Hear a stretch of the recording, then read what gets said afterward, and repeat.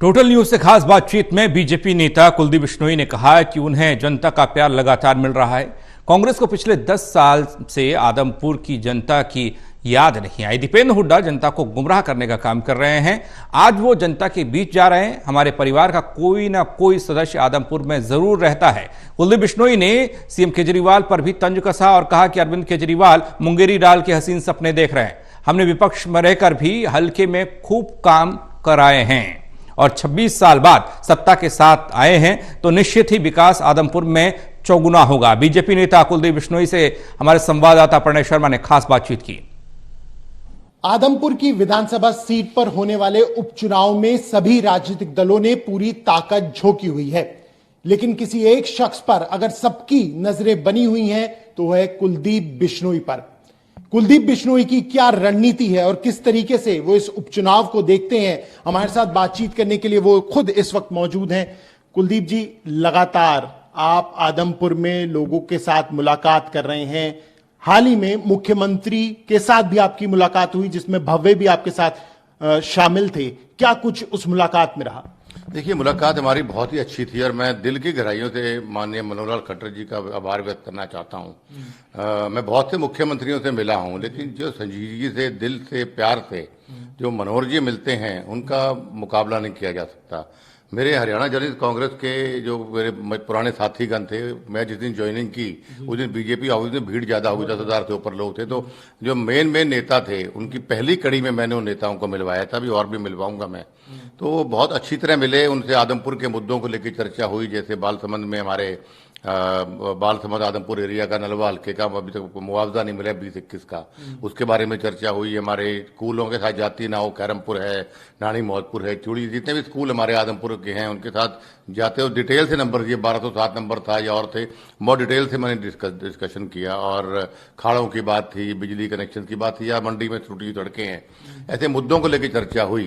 तो मेरे सामने उन्होंने ऑफिसर्स को फोन किए कि भाई अभी तक काम शुरू क्यों नहीं हुआ, और अगले 2-3 दिन के अंदर मुआवजा मिल जाएगा। और स्कूल के लिए उन्होंने कहा कि जाती नहीं होने दूंगा, मेरा वादा उन्होंने मेरे किया। मेरे सामने एजुकेशन मिनिस्टर को फोन भी उन्होंने किया, और जो सड़कों के बारे में दुष्यंत चौटाला जी को उन्होंने कहा। तो ऐसे मतलब ऐसा मुख्यमंत्री लाजमी बड़ा मुश्किल है मिलना कि भाई। और उसके बाद मेरे लोगों का 1-1.5 घंटा बिताया उन्होंने। लेकिन उपचुनाव को लेकर जिस तरीके से बाकी राजनीतिक दल भी वहां पर सक्रिय नजर आ रहे हैं, दीपेंद्र हुड्डा लगातार वहां पर दौरे पर हैं। हाल ही में उनका बयान भी आया, उन्होंने कहा यह चुनाव नैतिक और अनैतिक के बीच का है। देखिए, पहली बात तो ये लोग छुट्टी मनाने आते हैं। 10 साल इनकी सरकार रही भूपेंद्र सिंह हुड्डा की, तब उनको आदमपुर याद नहीं आया। और 10 साल के बाद ही पिछले 8 साल में भूपेंद्र हुड्डा को आदमपुर याद नहीं आया। आज उपचुनाव आ गया है तो फटाफट कभी बाप कभी बेटा फटाफट पहुंच जाते हैं। ये सिर्फ दिखावे के लिए आते हैं, चुनाव से पहले नजर नहीं आए, ना ये चुनाव के बाद नजर आएंगे। यहाँ इनके बीच में दुख सुख में अगर कोई रहता है तो चौधरी भजनलाल परिवार ही रहता है। और दूसरा प्रश्न आपने नैतिकता अनैतिकता की बात आपने की, तो बड़ी हैरानी की बात है अगर भूपेंद्र हुड्डा परिवार भी नैतिक अनैतिक की बात करता है। चौधरी भजनलाल जी की रहनुमाई में 2005 में 67 एमएलए बने, अनैतिक तरीके से भूपेंद्र सिंह हुड्डा मुख्यमंत्री बने।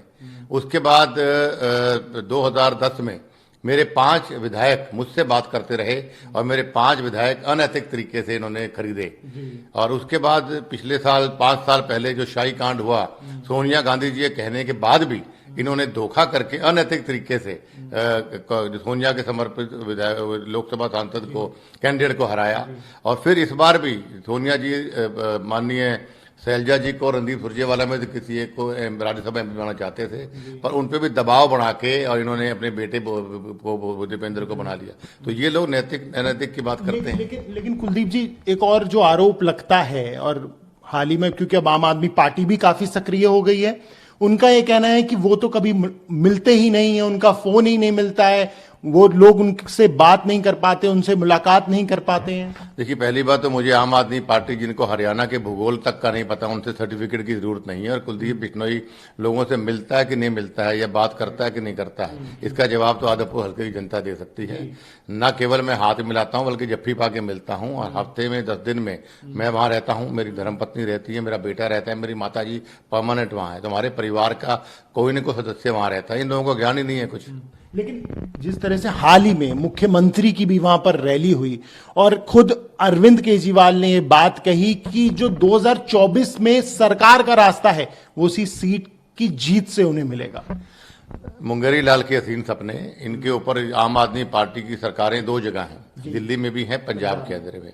दिल्ली में किस प्रकार मनीष सिसोदिया पर केजरीवाल के भ्रष्टाचार के संगीन आरोप लग रहे हैं, उसी प्रकार पंजाब में जुम्मा 3-4 महीने हुए हैं सरकार बने और ऑलरेडी इनके ऊपर भ्रष्टाचार के आरोप पंजाब में लगने शुरू हो गए और BMW तक ने मना कर दिया कि हम प्लांट नहीं लगाएंगे। तो इन लोगों से लोग विमुख हो रहे हैं। केजरीवाल जाके 3 व्हीलर में बैठता है गुजरात में, प्राइवेट जेट एयरप्लेन से जाता है और बढ़िया फ्लाई करके प्राइवेट जेट में मर्सिडीज में बैठ के और वहां जाके 3 व्हीलर में बैठ के ड्रामे करता है। लोग ड्रामों में नहीं आएंगे। लेकिन कुलदीप जी, ये जो अब आप लगातार मुख्यमंत्री से मिल रहे हैं, जो विकास के कार्य हैं उनको लेकर चर्चा कर रहे हैं, विपक्षी दल ये कह रहा है कि इतने वर्षों से तो आप वहां के विधायक रहे हैं, फिर आखिर अब तक काम क्यों नहीं करवा पाए? देखिए, इनको कोई दिखता नहीं है। मैंने पीछे ये कहा था, ये गुमराह हो जाते हैं क्योंकि ज्ञान कम है। मैंने ये कहा 26 साल के बाद, मैं थोड़ा लंबा आंसर दूंगा इसका, 26 साल के बाद हम सत्ता में आ रहे हैं। मैंने ये नहीं कहा 26 साल से काम नहीं हुए। 26 साल में भजनलाल जी भी विधायक रहे, 96 में 3 बार विधायक रहे, सांसद रहे, उसके बाद मैं भी रहा, मेरी धर्मपत्नी। हम विपक्ष में रह के हम काम जबरदस्त करवाते रहे हैं, लेकिन जो काम पक्ष में रह के हो सकते हैं उतने बड़े प्रोजेक्ट हम नहीं ला पाए। अब मैं पर मिसाल के तौर पे बताता हूं, जो लोग ये दीपेंद्र वगैरह बोलते हैं, इनको अपनी सरकार में भ्रष्टाचार के अलावा कोई नजर नहीं आया और भूपेंद्र सिंह हुड्डा जेल के सलाखों के बिल्कुल नजदीक पहुंचे हुए हैं, संगीन आरोप उन पे लगे हुए हैं। पिछले 2.5 साल के अंदर 350 करोड़ के काम आदमपुर में करवा चुका हूं ऑलरेडी। मैं ये कहते काम नहीं करवाए लोगों ने, और अभी 530 करोड़ के मेरे काम ज्वाइनिंग के बाद सीएम साहब से मिला हूं, वो पाइपलाइन में है। तो मतलब काम हमने विपक्ष में भी कराए हैं, लेकिन मेरे लोगों की और मेरी मन थी कि मेरे लोग 26 साल से लगातार विपक्ष में भी साथ दे रहे हैं, तो मेरा कर्तव्य बनता है कि बड़े प्रोजेक्ट्स आदमपुर में लेके और काम ताबड़तोड़ काम होने चाहिए और वो सरकार में हो सकते हैं और अब वो करवा के दिखाऊंगा मैं। लेकिन हाल ही में जो एक मुद्दा, ज्वलंत मुद्दा उठ रहा है पूरे हरियाणा में, वो है सरकारी स्कूलों को लेकर। आपके हलके में भी जो धरना प्रदर्शन है वो चल रहा है। दीपेंद्र हुड्डा वहां पर गए भी थे, छात्रों से भी मुलाकात की। वो जो आरोप लग रहे हैं कि सरकारी स्कूलों को बंद करा रही है सरकार, बच्चों का भविष्य खराब हो रहा है, उस पर क्या कहेंगे? देखिए, 2 प्रश्न है आपके। पहला, दीपेंद्र हुड्डा का आपने कहा कि वो धरने पर गए। तो धरने तो और जगह भी चल, रोहतक में भी चल रहे हैं, तो हुड्डा साहब दीपेंद्र वहां क्यों नहीं गया? आदमपुर में क्यों? क्योंकि लोगों को भड़काने के लिए, गुमराह करने के लिए। मैं सीएम साहब से मिला हूं, नई पॉलिसी है, कोई स्कूल आदमपुर में एक भी स्कूल बंद नहीं होगा। पॉलिसी के अंदर मर्जर है, कहीं जैसे 3 किलोमीटर के दायरे में स्कूल हैं और कहीं सिर्फ 30 ही बच्चे हैं और कहीं 600 बच्चे हैं, तो वो मर्ज हो सकता है जरूर। लेकिन जैसा मैंने कहा, मोहब्बतपुर, ढाणी मोहब्बतपुर है या खैरमपुर है, ये स्कूल बंद नहीं होने दूंगा, मेरा वादा है। ये गुमराह लोग, चाहे कुछ टीचर्स है जिनके तबादले दूर हो रहे हैं, वो बच्चों को गुमराह कर करके वीडियो बनवा देते हैं, डरा के धमका के। वो नहीं होता है। जब तक कुलदीप बिश्नोई जीवित है, आदमपुर हल्के का किसी भी स्कूल के साथ, चाहे वो टीचरों की बात है, चाहे बच्चों की बात है, चाहे स्कूल की बात, मैं जाती नहीं होने दूंगा। मेरा ये दावा भी है, मेरा ये वादा भी है। कुलदीप जी, जो एक चौधराहट की बात कर रहे हैं बाकी राजनीतिक दल कि वो वापस लाके दिखाएंगे, जबकि आपकी तो ये एक पैतृक सीट रही है, तो जब इस तरह के बयान सामने आते हैं तो इसे आप किस तरीके से देखते हैं? और अब जो मुकाबला है वो चौतरफा देखने को मिल रहा है। देखिए, पहली बात तो आदमपुर हल्के का हर वोटर चौधरी है, अपने आप को चौधरी भजनलाल समझता है, तो चौधरी तो इस हल्के की रही और रहेगी, वो छीन सकता नहीं है। और दूसरा, मुकाबला कोई चौतरफा 5 तरफा नहीं, मुकाबला एक साइड 1/3 इलेक्शन है। आज मेरी बात आप नोट कर लीजिए, आदमपुर हल्का हमारा परिवार है। ना तो वहां भजनलाल जी चुनाव लड़ा, ना जसमा देवी ने, ना कुलदीप बिश्नोई, ना रेणुका ने, ना भव्य का है। वो चुनाव आदमपुर हल्के का होता है। आदमपुर हल्का विचित्र हल्का है, हमारा पारिवारिक हल्का है। हमने 50-60 साल सेवा की उस हल्के की। हर घर में कुछ ना कुछ काम मेरे पिताजी का या मेरा किया हुआ मिलेगा। मेरे पिताजी के इतने काम किए मिलेंगे, मेरे इतने मिलेंगे, लेकिन हर घर में काम हमारे किए हुए, जो हमारे पारिवारिक रिश्ता है। तो वो एक, जब भी चुनाव होते हैं तो परिवार की तरह वो आदमपुर लड़ता है। तो आदमपुर वर्सेस अलग है। ये बाहरी लोग आ जाते हैं चुनाव में, कभी नए कैंडिडेट लेके, कभी नए नए ड्रामे लेके। चुनाव के बाद ना पहले दिखते हैं लोग, ना बाद में दिखते हैं। और ये मेरा दावा है, चुनाव के पहले बाद में हम दिखे, फिर भी हम दिखेंगे, ये लोग फिर भाग जाएंगे, बरसाती मेंढक हैं लोग। आपने जब राजनीति में कदम रखा था तो आपने भी उपचुनाव से अपनी राजनीति की शुरुआत की थी और जीत का स्वाद चखा था।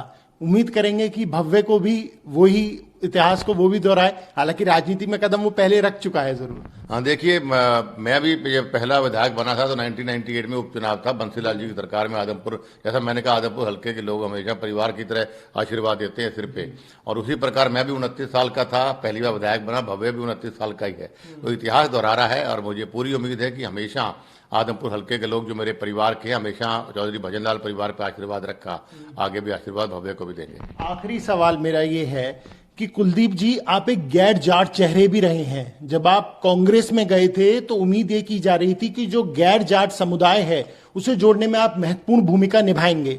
दूसरी बात यह कि राजस्थान में भी आप काफी सक्रिय रहे हैं जब कांग्रेस में भी थे, तो क्या कोई आपकी भूमिका आने वाले समय में राजस्थान में देखने को मिल सकती है पार्टी के लिए? कल भी 2-3 वरिष्ठ नेताओं से मेरी मुलाकात हुई बीजेपी के। उन्होंने अपने मुंह से भी कहा कि भी राजस्थान में जहां हम जाते हैं, जो बिश्नोई बाहुल्य एरिया है, वहां हर आदमी कहता है भाई कुलदीप बिश्नोई के लाओ। तो मन खुश हुआ, मन प्रसन्न हुआ बहुत कि भाई हरियाणा की तरह राजस्थान के लोग भी मुझे इतना प्यार करते हैं। और 37 विधानसभा क्षेत्र बिश्नोई बाहुल्य है, 7 लोकसभा क्षेत्र बिश्नोई बाहुल्य राजस्थान में। और पिछली विधानसभा चुनाव में मेरे को 17 विधानसभा में कांग्रेस पार्टी ने भेजा था और 15 में मैं जिता के लाया था। और आज भी जहां बीजेपी ड्यूटी लगाएगी, मेरा दावा है उससे बेहतर रिजल्ट देके दूंगा। चलिए, हमसे बात करने के लिए बहुत बहुत धन्यवाद। तो ये थे कुलदीप बिश्नोई, जिन्होंने बेबाकी से सभी सवालों का जवाब दिया और उन्होंने कहा कि एक बार फिर से आदमपुर विधानसभा सीट पर होने वाले उपचुनाव में जनता का आशीर्वाद उन्हें मिलने जा रहा है। कैमरा पर्सन मुकेश के साथ प्रणय शर्मा, टोटल न्यूज, दिल्ली।